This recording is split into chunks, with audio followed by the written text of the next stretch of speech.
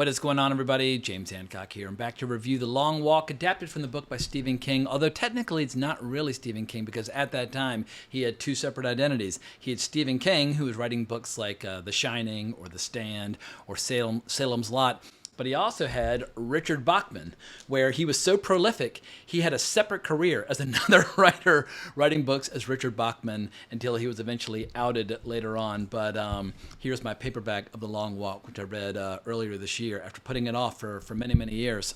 This adaptation was written by JT Mollner, who first came to my attention last summer with the movie Strange Darling that he wrote and directed.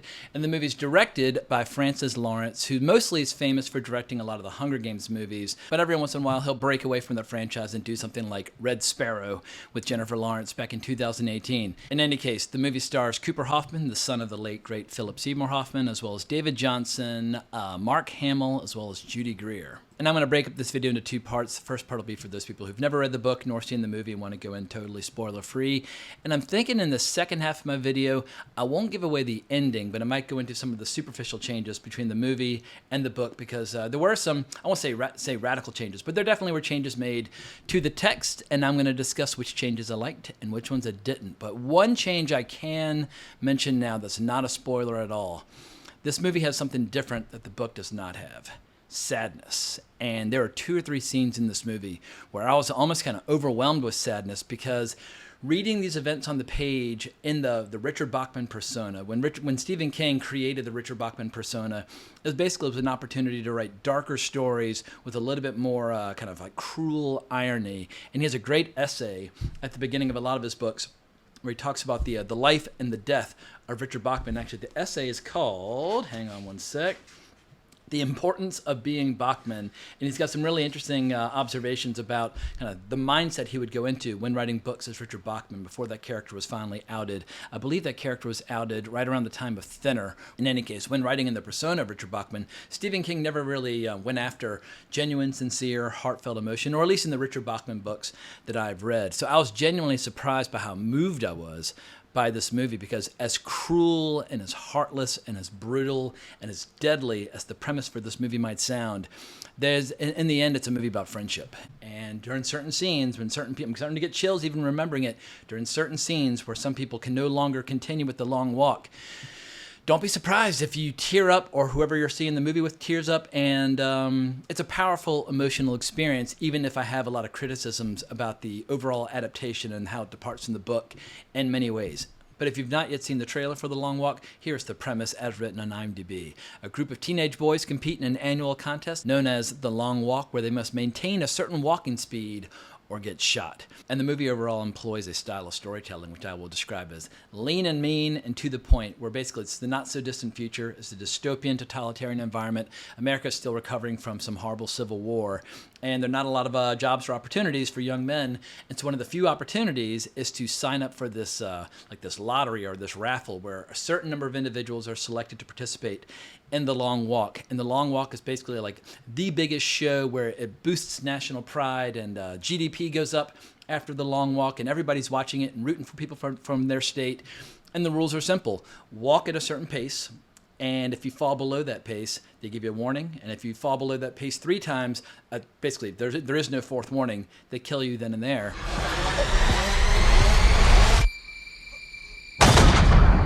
And whether it takes 20 miles or 400 miles, you walk until one remains, and you are the winner. And it's that might sound like, well, what the hell are they going to shoot? And like, how is there going to be any story?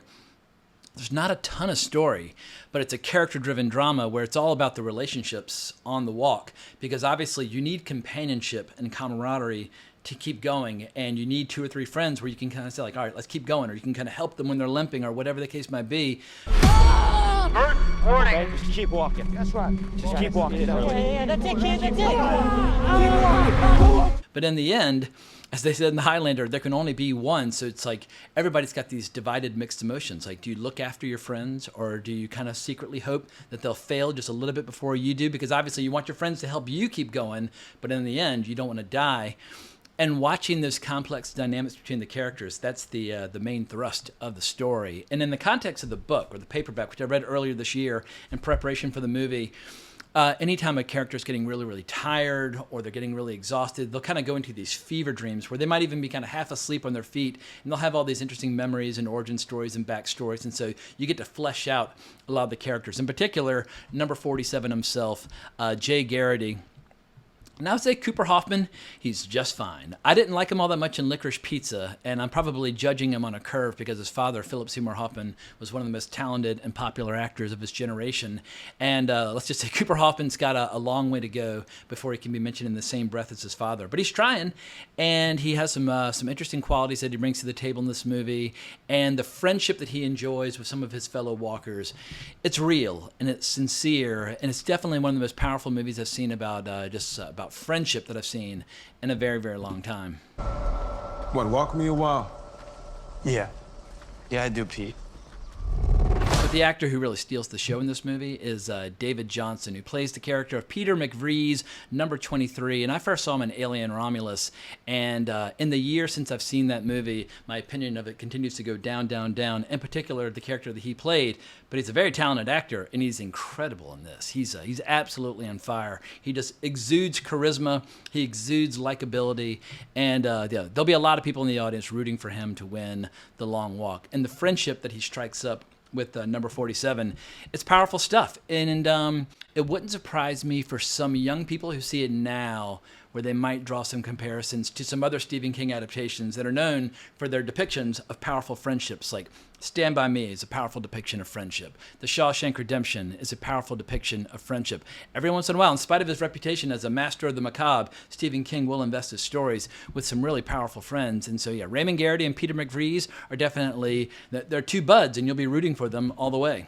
But Mark Hamill, on the other hand, he probably would have benefited from a few notes from director Francis Lawrence just to tone things down, like have one less cup of coffee before coming on the set, because the great majority of the cast is delivering these very grounded, very moving performances, and Mark Hamill's like screaming like a cartoon character, and it just kind of clashes with the rest of the movie.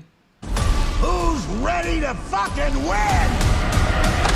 Other people might feel differently, but he just seemed a little bit over the top in comparison to the rest of the movie, which isn't over the top at all. If anything, this movie is trying to tone down the kind of the extreme nature of the story, make it feel as naturalistic and realistic as humanly possible, which makes the inevitable death scenes on the long walk really brutal. I saw a lot of people down my row that would recoil and turn their head anytime a character got killed. And you would think, oh, if you're going to watch a lot of people get shot in the head with rifles when they slow down, that you would get numb to it after a while. But nope, these people on the road, they just kept like recoiling in horror. So it was having a big impact on a lot of people.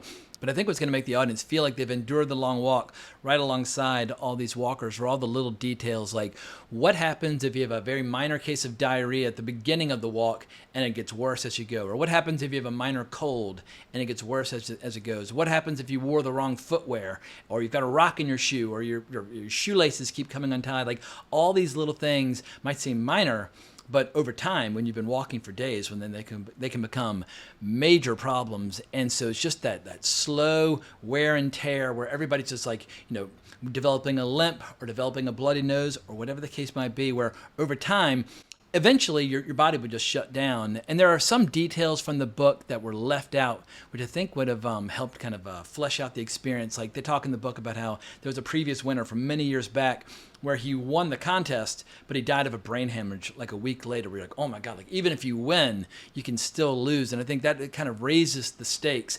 And when you get some certain flashbacks and little details about previous contests, it just makes it all the more alarming. And I feel like they could have added a few of those ingredients into the movie, but JT Mollner, it feels like he was trying to make the movie a little bit more lean and mean and a little more focused on a handful of characters. But overall, I would say that the movie is pretty effective and at times a pretty horrific, gruesome experience. So much so, I don't know how much commercial appeal this movie might have. And this is a wild weekend where there are a lot of new movies out, like Spinal Tap 2 and Demon Slayer and the new Downton Abbey movie, the grand finale and that sort of thing. It's a weekend that's incredibly competitive. But I think for Stephen King fans and people that like the rough stuff, yeah, The Long Walk is the surefire bet. But Now, I think I need to start talking about some of the changes or some of the departures from the book, as well as some of my criticisms, but I can't really go into my criticisms of the movie without giving away some very, very mild spoilers. So the rest of this video is going to be for those people who are familiar with Stephen King's work, who are familiar with Richard Bachman, and more importantly, have read The Long Walk. Because this movie doesn't quite work for me for a variety of reasons. First and foremost, there were way too many superficial changes that just felt totally arbitrary that don't really serve any additional purpose. Like the walk in the movie is 3 miles an hour, but in the book it's 4 miles an hour. Why change it? It's like you're immediately alienating fans of the book by making such a subtle change. And maybe it was easier to shoot and more realistic for the actors to maintain a pace of 3 miles per hour. I've never timed myself. I don't know how hard it is. And apparently there's some screenings of the movie, some publicity stunts ahead of time where people had to maintain a pace of 3 miles per hour while watching the movie. So I don't know how challenging that might be. But in the book, it's 4 miles an hour. Why change it? You can shoot them at 2 miles an hour. Like no one in the audience is going to know any different. Also, in the movie, there are 50 walkers instead of 100. Like, why change it? You can always just have, like, lap dissolves or, like, flash forwards where just, like, the numbers dwindle down. But they just, for whatever reason, decided to make it 50 instead of 100. And I just feel like if you're going to change a book, do so with a sense of purpose and when you have a really good reason, not just, for the fuck of it. And it felt like they were making some of these changes just for the fuck of it. But then there's some pretty major changes in the adaptation, which I do think have a negative impact on the movie overall. And this first one might be due to budgetary constraints, but in the context of the movie versus the book, they've decided to leave the fans and the crowds more or less out of the equation until the very end. Like, you're not allowed to watch The Long Walk until it's down to 2, and then you have your final crowd sequence. But in the novel, every time they arrive at a town, there are people obviously got their lawn chairs set up and they're cheering them on, and all the walkers basically become like celebrities. And at one point, Garrity, number 47, he ends up kissing a girl who's one of his fans and that sort of thing, and he gets a big thrill out of that. And there's one guy, like, let's just put it this way. Well, we're in the spoiler section for people who've read the book, so it doesn't matter. There's some really sexual content in the book that's totally absent from the movie. Like, there's one guy who is so desperate to enjoy the adoration of the masses that he basically runs up to a crowd of girls and he basically starts dry humping this girl and trying to get off before he gets 3 warnings. And as a result, as he's limping back to the walkers and explaining how he didn't have enough time, he starts cramping up and doubling over, and he ends up getting killed due to being horny in that weak moment. All that stuff's taken out. And there's also a lot of stuff in the book where, like, at one point, McVries offers a hand job to Garrity, and Garrity can't quite tell if he's kidding or if he's not, but Garrity's so desperate for human companionship and just the contact of humans, he's getting very confused and bewildered as to whether or not it's something he wants or shouldn't want, whatever the case might be. But Stephen King in the late 70s and early 80s would often insert some pretty provocative, intense sexual content into his books. All that's been completely erased from this adaptation. But I think removing all the crowd scenes does fundamentally alter the story, because in the context of the book, every time they go through a town, the local population almost becomes complicit in what's going on, because everybody's a part of this sick, demented system that results in 100 young men getting their brains blown out on an annual basis for everybody's entertainment. And it has a lot in common with another Stephen King book, which I'm reading right now in anticipation of the Edgar Wright movie, but The Running Man, where The Long Walk is basically, it's like watching football for a lot of people. It is their favorite form of entertainment, and they're all placing bets.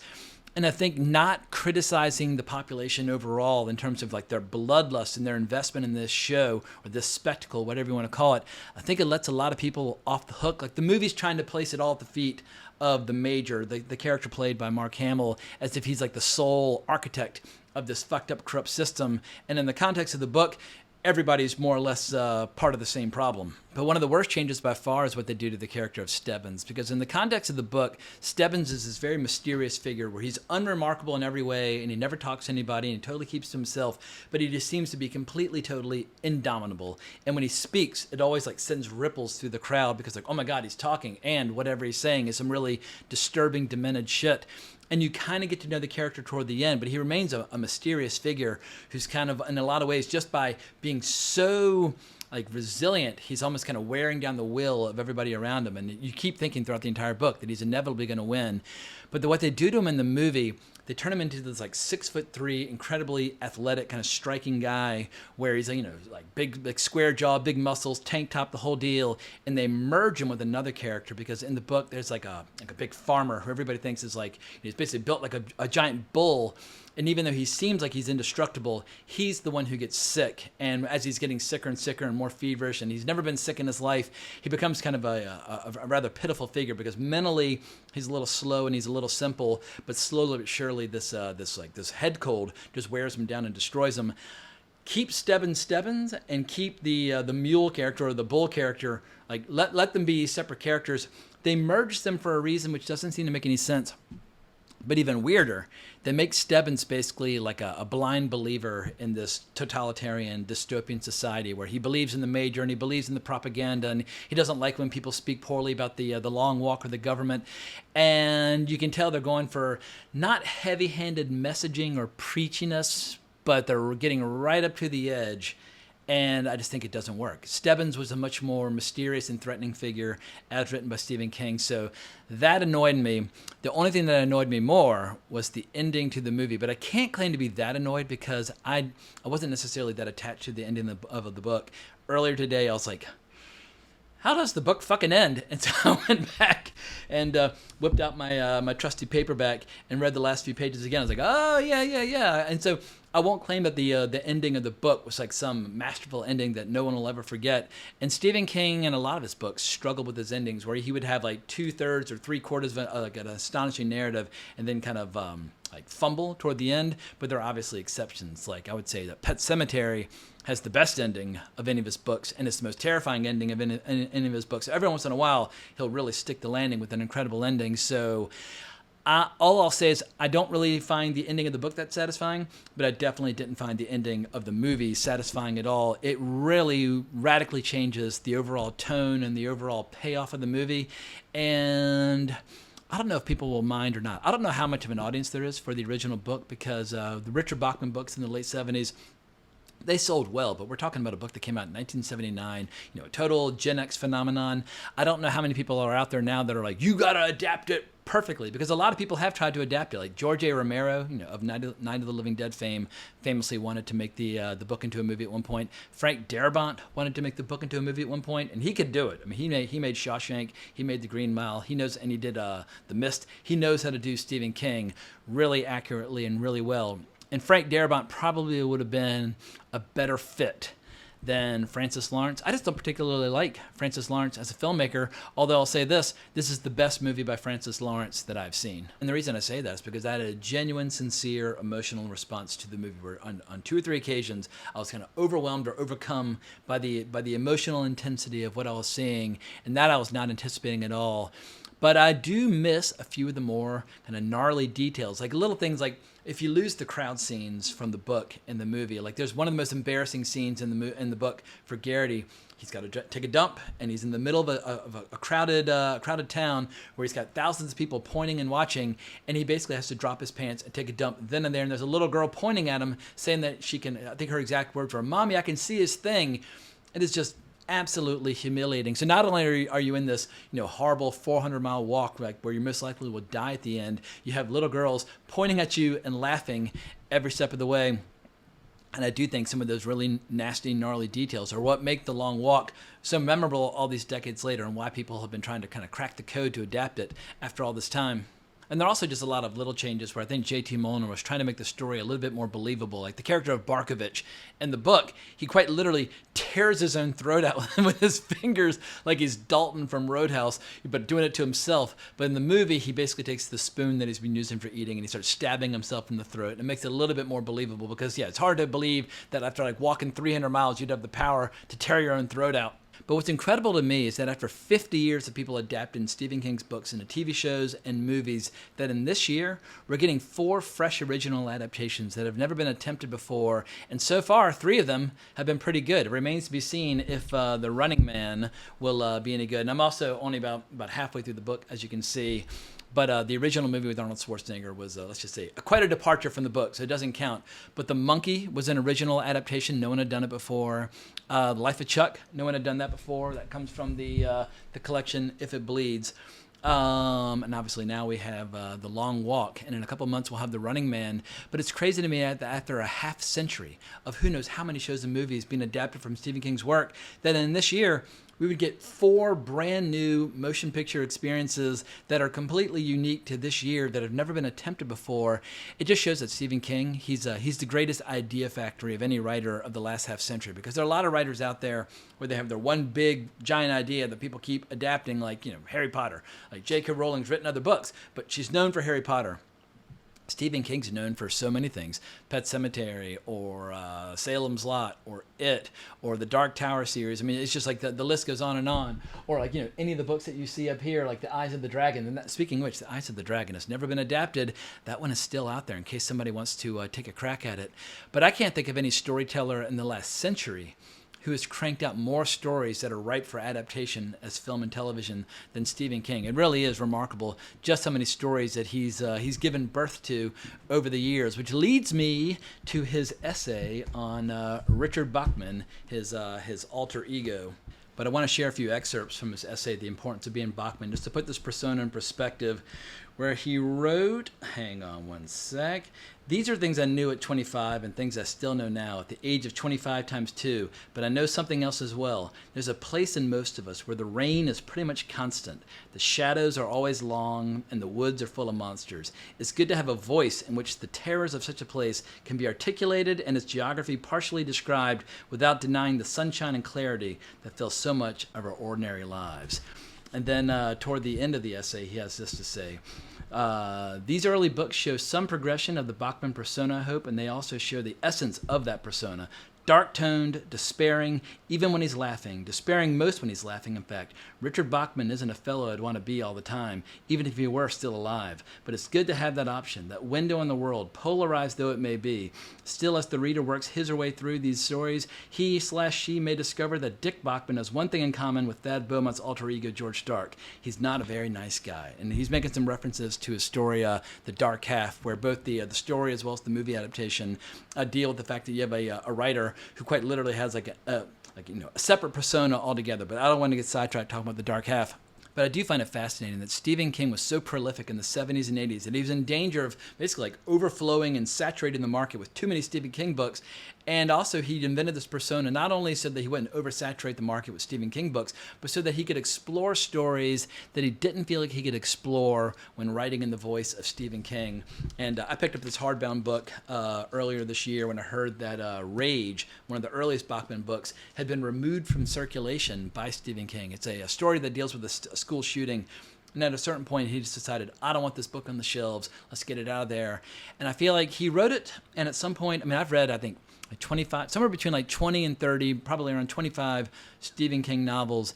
And I plan on reading all of his good books between now and the day when I meet my maker. And if Rage turns out to be one of the good ones, I don't feel like I should be deprived of that experience. I never like when artists or storytellers try to change their own past or change their old stories. Like a perfect example would be Francis Ford Coppola, who keeps recutting Apocalypse Now, or like when Steven Spielberg was making alterations to E.T. I feel like make your movies, write your books, put them out into the world, and if you want to do something differently the next time around, by all means, but you don't get to kind of like rewrite history and pretend like the book Rage never came out. So who knows, maybe it'll be horribly traumatizing and maybe I won't like the experience at all, but that's for me to decide. Stephen King doesn't get to remove Rage from circulation and pretend like the book never happened. But I have to say that I've been thoroughly enjoying this Stephen King kick that I've been on, more or less like kind of off and on throughout the entire year, where I've read a few books for the first time, and I've also revisited a few novels that I read in the past through audio fiction. I listened to the audiobook for Pet Sematary, which I read years ago, like maybe 15, 20 years ago. Still one of my favorite Stephen King books, but it was really cool listening to the audiobook. And I did the same with Salem's Lot. I actually read Salem's Lot on the page twice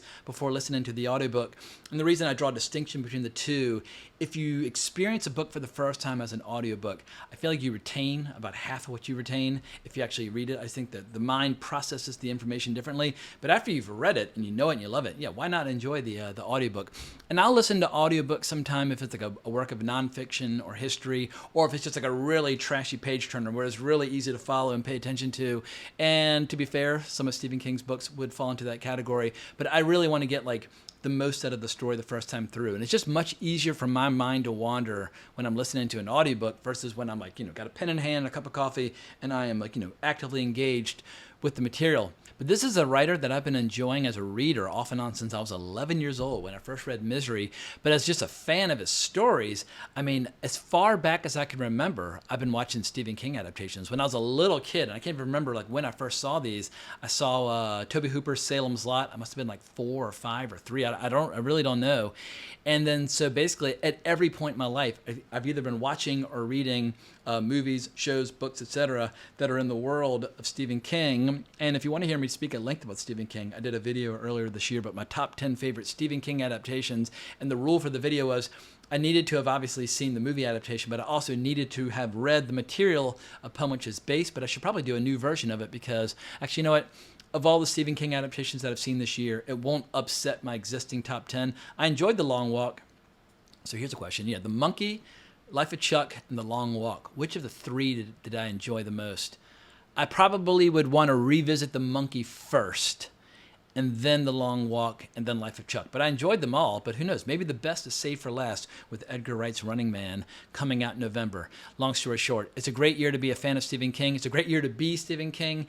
And also, as somebody who's so bored and so tired of all the franchises out there that have been kind of like rebooted and sequelized into basically total extinction where there are no surprises left in any of those franchises, it's nice just to get some fresh adaptations of books that have never been adapted before. So if, like me, you're sick to death of watching boring shows and boring movies that are basically the result of IP farming as opposed to the efforts of storytellers, well then consider watching some of these new Stephen King adaptations or reading the books that they're based upon, or go back and read his books from the 70s and 80s, which I still think are his best books. I know he's evolved and changed over time, but those books from the 70s and 80s are really juicy and really satisfying, and that is the period from which The Long Walk comes. And like The Long Walk is one of those books where it's been on my bookshelf basically for decades, gathering dust. Ever since I was in high school, I was at breakfast with a friend, and he was telling me the story of The Long Walk.